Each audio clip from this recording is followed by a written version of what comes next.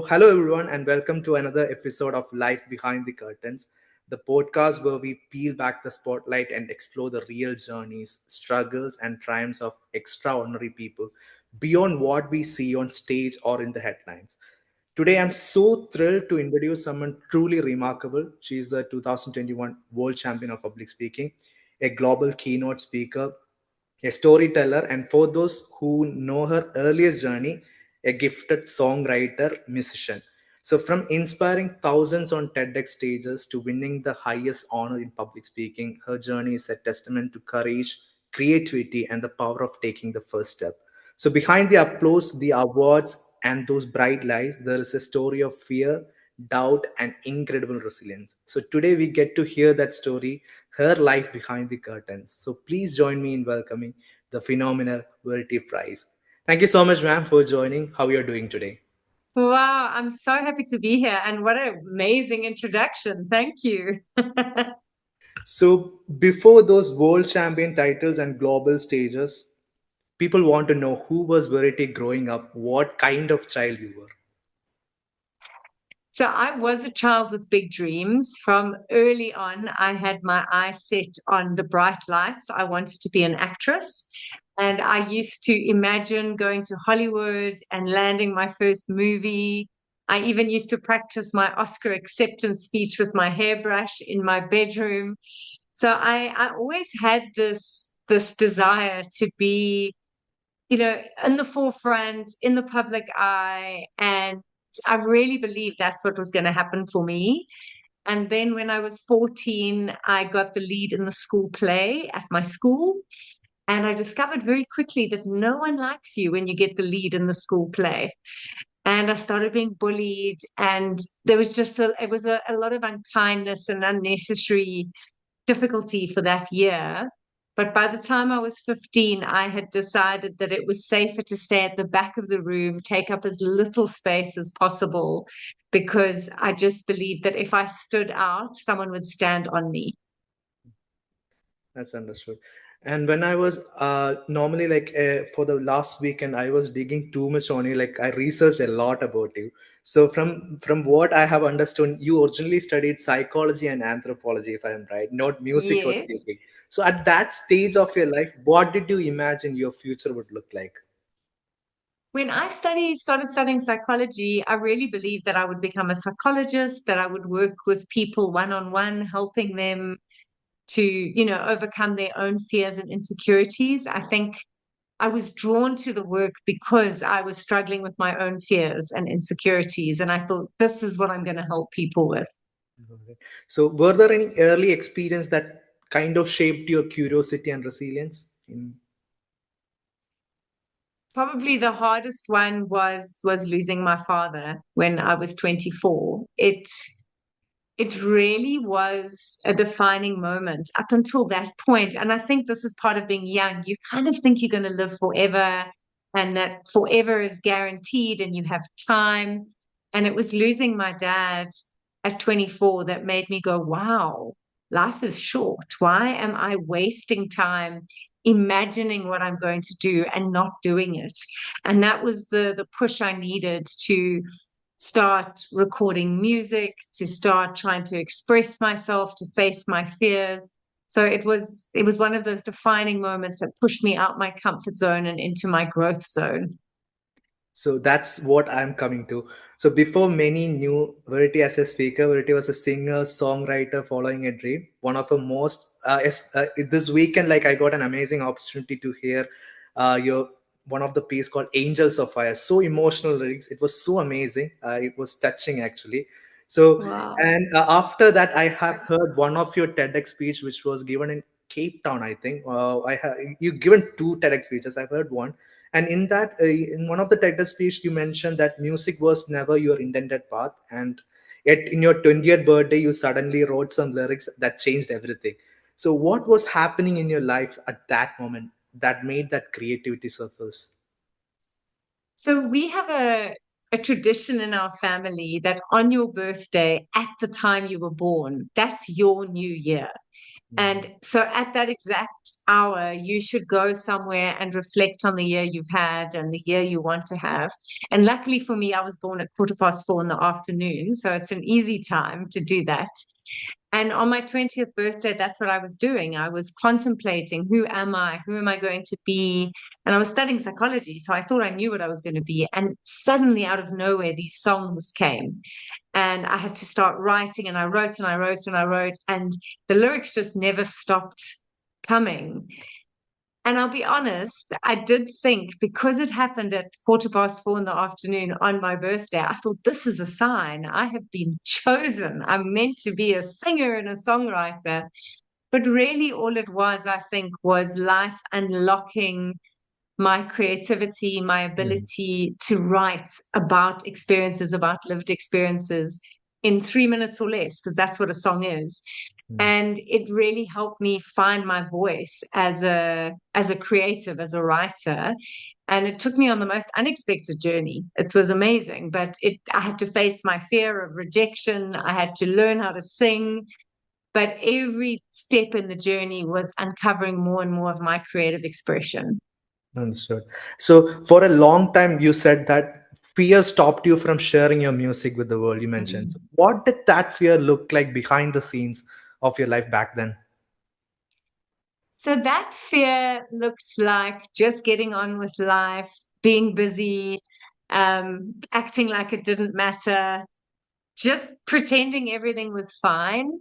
But at home, it looked like just like a frustration that was eating away at me and knowing that I was not doing what I was meant to be doing, Mm, but not having any idea how I could do it.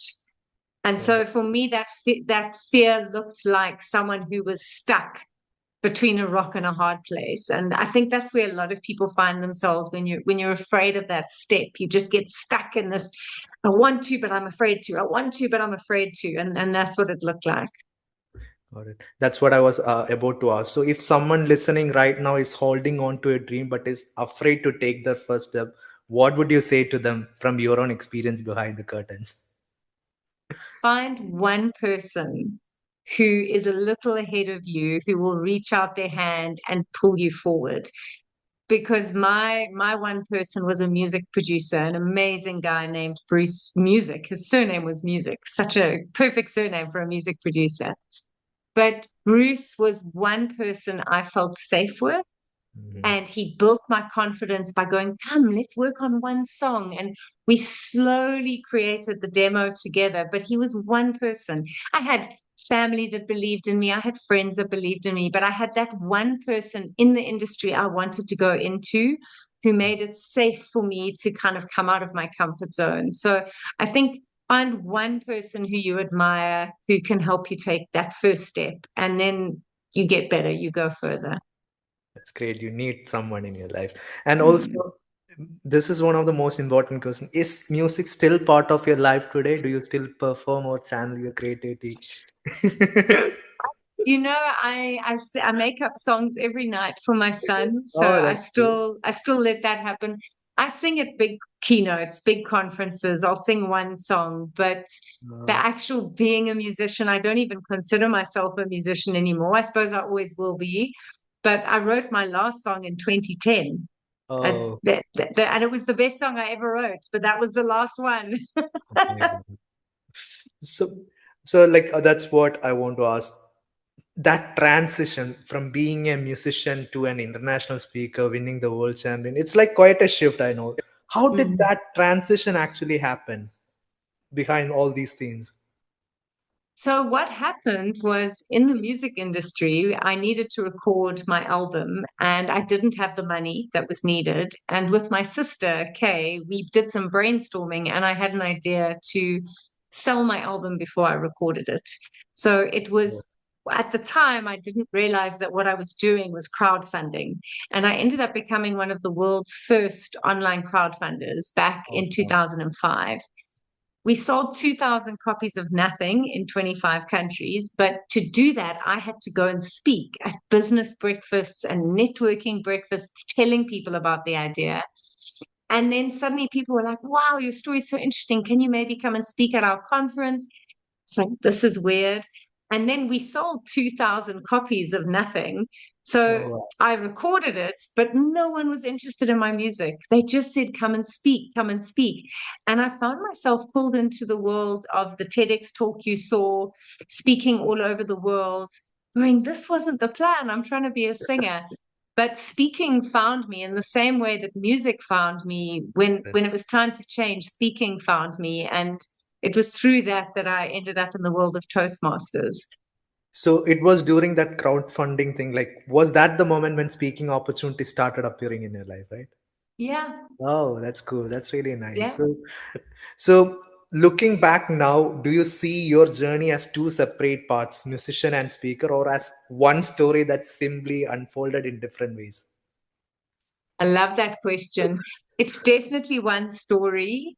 And I think the biggest lesson for me has been when my music career didn't work the way I wanted. I was devastated. I was heartbroken, I was embarrassed, I was humiliated. And for a long time I couldn't make peace with I'm trying to be a singer. Why is everyone asking me to speak? And I slowly came to the realization that my ego had one idea of what my life was meant to look like. It was like, you're meant to be a pop star. And my soul had another idea. It said, you're here to speak, to teach, to help other people become more. And when I let go of my ego's idea of my life and I let my soul start guiding me, this world of speaking opened up for me because I think it is what I was meant to do. And I feel so blessed that I get to do it every day. That's nice. That's nice to hear, actually.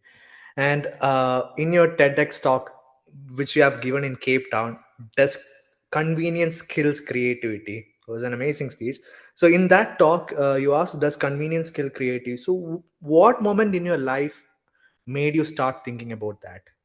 Oh, so Cape Town, I think, is one of the first major, or maybe the only major city in the world where they were going to cut off all our water. We were going to run out of water back in 2017, 2018. And it was in the time of the water crisis and saving water and working out how to make the most of limited resources. That I had a moment at midnight one night collecting water off the roof in buckets and storing it Wow. in a swimming pool and realized the next door neighbors were doing the same thing and that everyone was being so resourceful. And I was thinking about it the next day, going, wow, up until now, I just switched on a tap and water came out. But look how the inconvenience of water running out, how creative it's made us.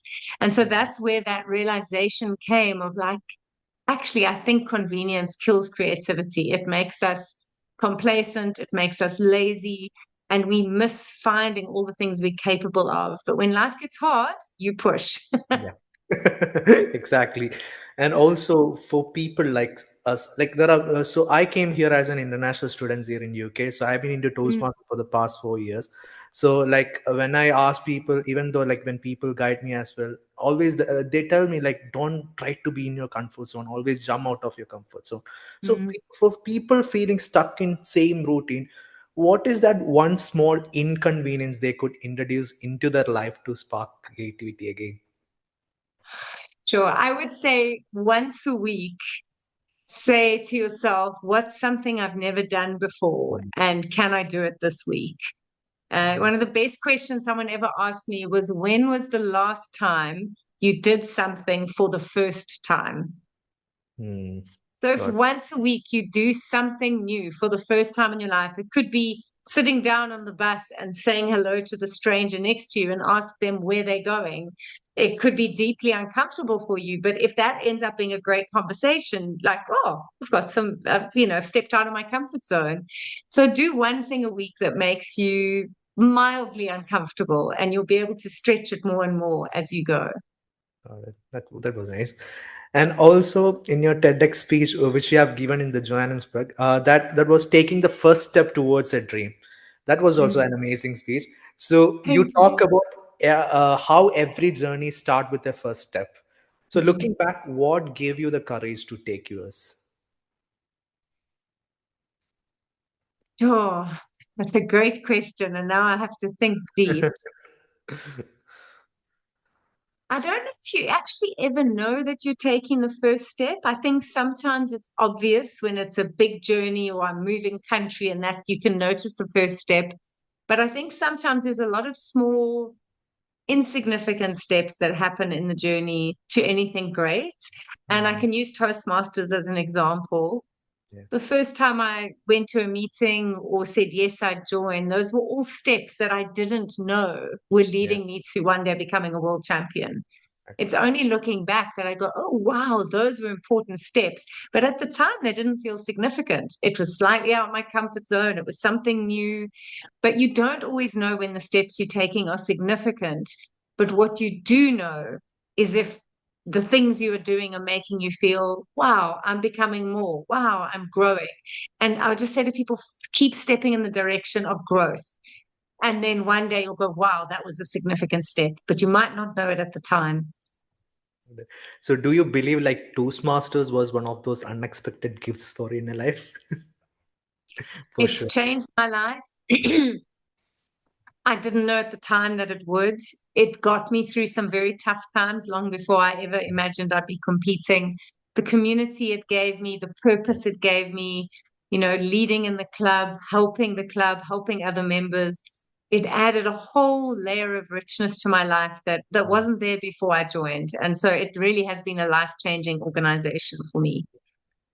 That's good to hear. Not only for you, like I think like a lot of people out there, especially me. Like when I came here, like when you migrate to another country, you have to leave your parents. You don't have anyone. So this is the community. Like so, the first thing I have done is that before joining my university, I found a club near here.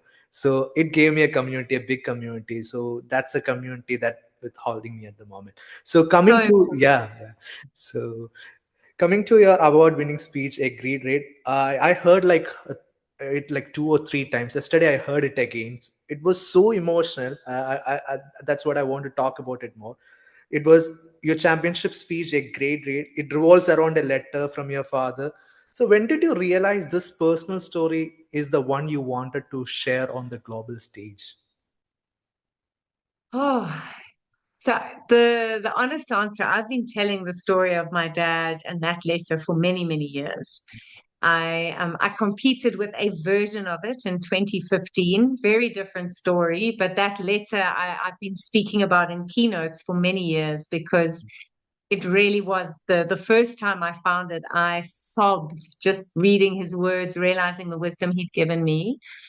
But in the World Championships, I decided after winning district that I needed to write a second speech just in case. Mhm. And I wrote about four different speeches, but they were all about my dad. I decided that if I'm doing a semi-final speech about my mom, I'm going to do a final speech about my dad. And I kept looking for stories, kept looking for stories. And it was around the 21st or 22nd of May, 2021. I woke up at 3 o'clock in the morning Mhm. remembering his letter and remembering how much it had changed my life.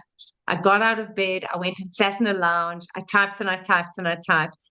And when I finished, it was probably 1,200 words, double what you need for a contest speech. I looked at what I'd written and I was like, this could win the world championships if I work on it. And I just knew in that moment. So it was a journey to get there, but when I got there, I knew I'd found the story that I needed to share with the world. Amazing. That's inspiring. And also, that speech, you describe a very vulnerable period, turning 40, living in a spare room. What was that period really look like behind the scenes?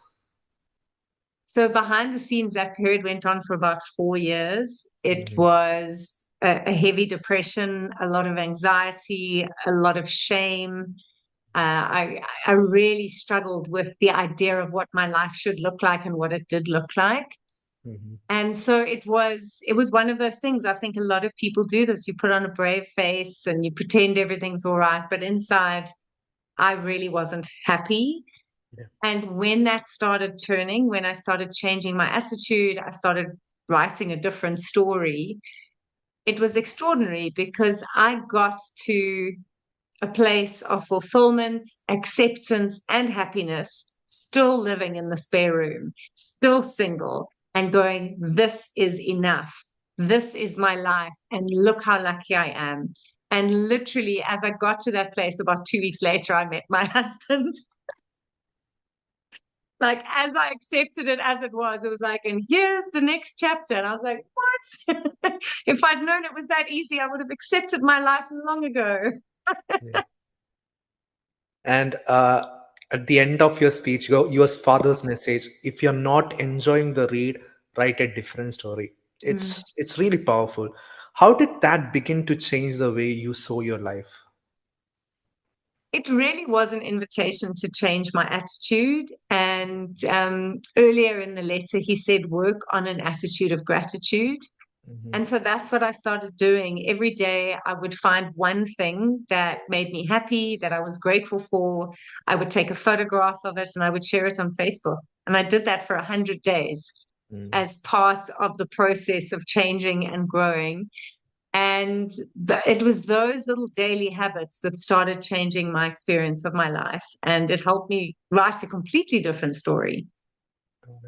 And many people struggle with comparing their lives to others, even though in some cases I will also Mm. do. So how did you learn, or like will be that one advice you want to give to people to step out of that? So I still compare my life to other people. I think that is human nature and it doesn't go away. But for every comparison I make, I try to find five things I'm grateful for with my life, and Mhm. how lucky I am and how blessed I am. And I notice the small things. And then I find I love where I live. I love the friends I have. I love what I do with my family. And of course, would I like to do that on a tropical island on a five-star holiday? Yes, of course I would. But I will take our simple family holiday somewhere and go, but this is my family. So the comparison, I don't think ever goes away. But for everything you compare yourself to, find five things that you're grateful for in your life, and then suddenly it gets easier. Exactly. And let's talk about your journey to becoming the world champion. So, becoming the world champion of public speaking is really extraordinary. What exactly was the journey looked like? How was the journey? Sure. So it started in 2011, 2012. I'm trying to think. 2012, I entered my first contest. I lost at club to my sister, who went to the world semi-finals. So I really got to see the journey through her. 2015, I came third in my division.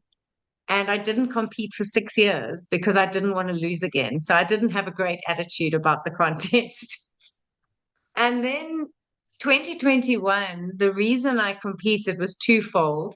One was the 2020 world champion, Mike Carr, his message: the victory is not in the results, the victory is in the try. And I thought, wow, I'm not even trying in this contest. So that got me in.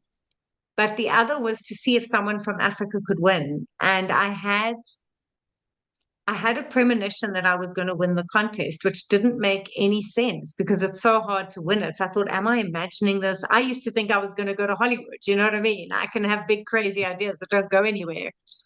But there was this little part of me that just knew I was going to win. And for 7 months, every other part of me went, don't be ridiculous. You can never win. And so again, I got caught in a tug of war of a part of me that was like, you're going to do this, work harder than you've ever worked. And another part that was going, you can't do this. You're not good enough. Who are you fooling? And I'm very lucky that that very confident, clear part won that competition.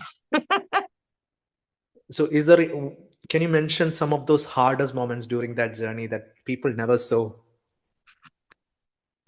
I was doing it in lockdown, so I never had an audience for 7 months. I had an 18-month-old baby, so sometimes I would be at a club doing a rehearsal and he'd start crying, and I'd have to finish and run off and look after him. Probably one of the funny moments was after I won my district level and they just announced it and everyone was, woohoo on Zoom. And my husband came in and I was holding my baby and my husband whispered in my ear, he needs his nappy changed. I'm standing there as a district champion and my prize is a dirty nappy. So there were some moments like that.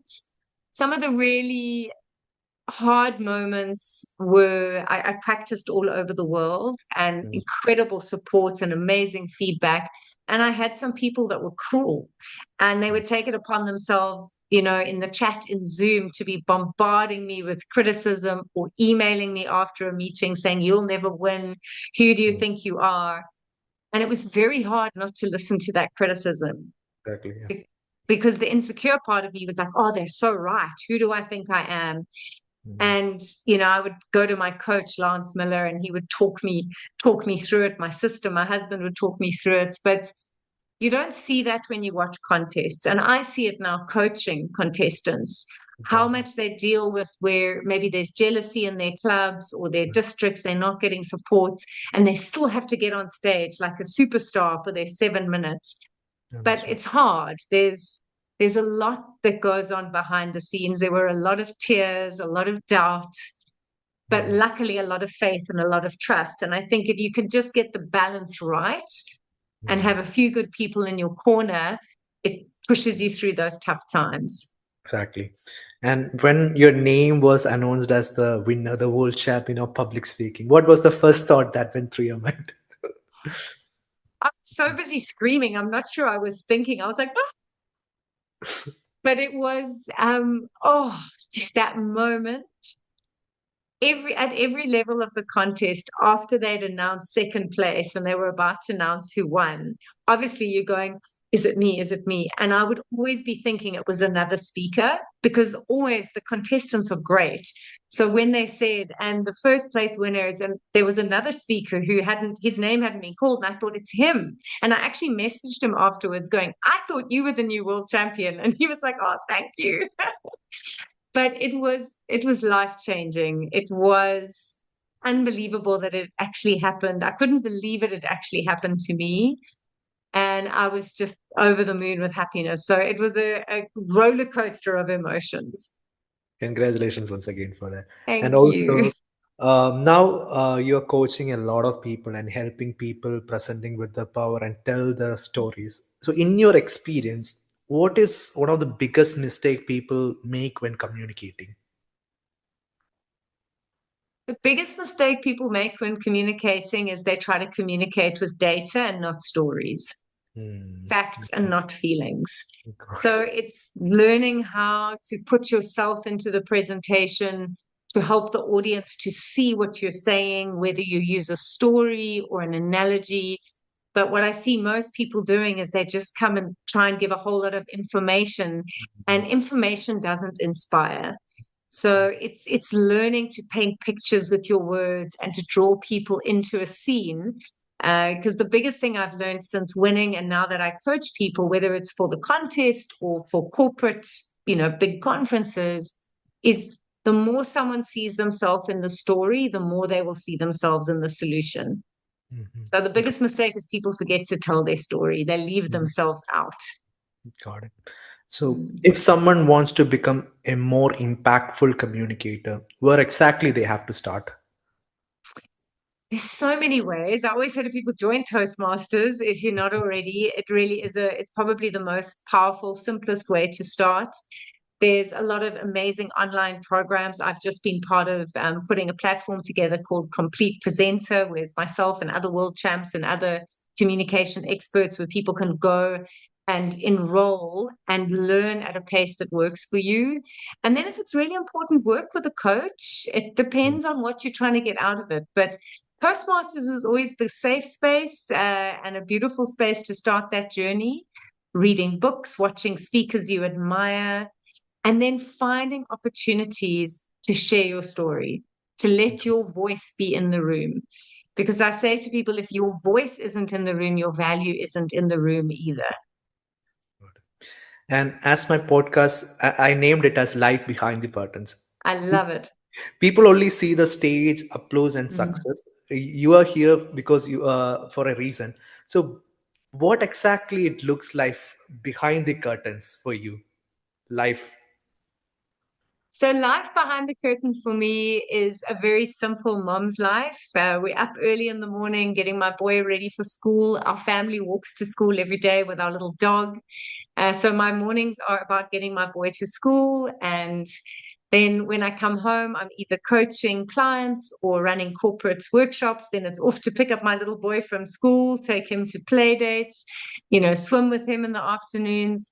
So when I'm not traveling for work, it's very much a suburban family life. And it's a life I feel very blessed to live because I was 40 and single and never thought I would be a mother. And here I am at 50 with a 6-year-old having an incredible experience. So it's not a very remarkable life if you were looking at it from the outside. If you didn't go, you're a world champion. I'm just an ordinary mom, a wife, a friend, and it's lovely. I love it.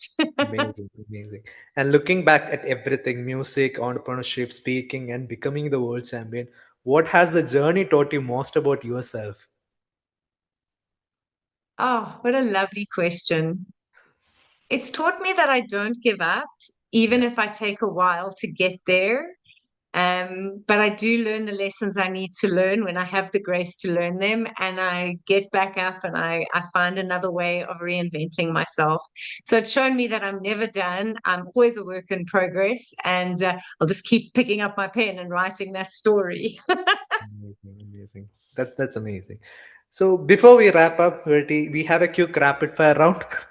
Just the Mhm. first thing that comes to your mind. Okay, so Oh can we dear. Okay. can we start? Yes, let's do it. So let me get, yeah. So the first question, one word that describes your journey so far. Unpredictable. Oh, okay. Next one, songwriting or speech writing, which feels more natural to you? Speech writing. Mhm. A song that never fails to inspire you. I'll just go with Amazing Grace. I love that song. Oh, okay. That's nice. Your favorite place to think or get creative? In bed. Normally at 3 o'clock in the morning.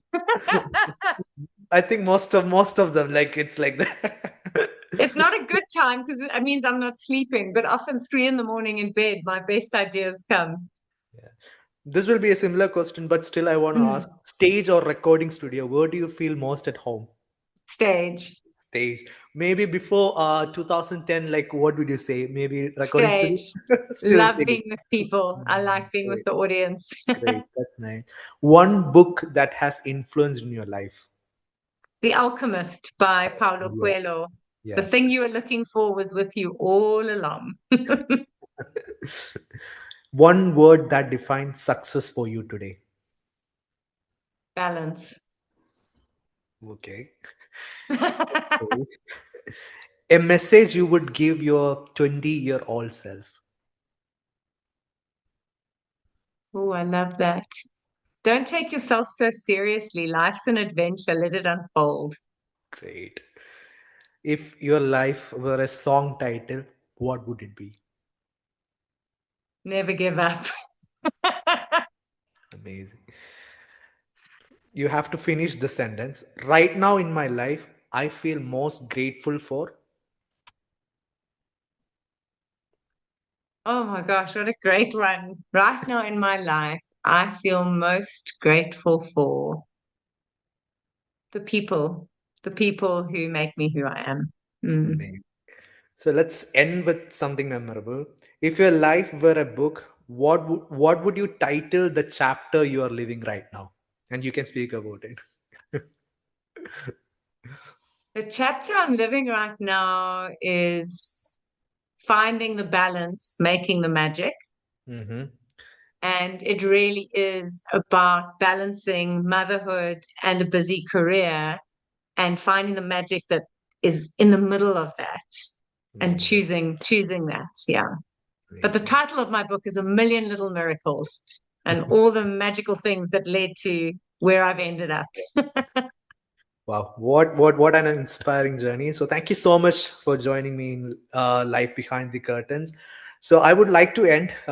It was such an inspiring journey. That's why you're hearing the podcast. That's why I invited you, because you had a life behind those curtains. So from that shy songwriter, finding her voice to become a world champion speaker, You have shown us what it truly means to take risk, embrace creativity, and write your own story, no matter the obstacle. So, behind every speech, every song, every achievement, this is for my audience. There should be a person who has faced fear, uncertainty, and moments of doubt, and yet choose to step forward anyway. So today, our guests reminded us all that life behind the curtains is not about being perfect. It's about courage, resilience, and staying true to your purpose. So thank you so much, ma'am, for sharing your story, your wisdom, and your heart. And to our listeners, remember, every chapter of your life is yours to write. Don't be afraid to pick up a pen and write a new story. If this episode inspired you, make sure to share it and keep following Life Behind the Curtains for more conversation with incredible people who are changing the world in their own unique ways. Until next time, keep shining and keep writing your story. Thank you so much. Thank you. Wow.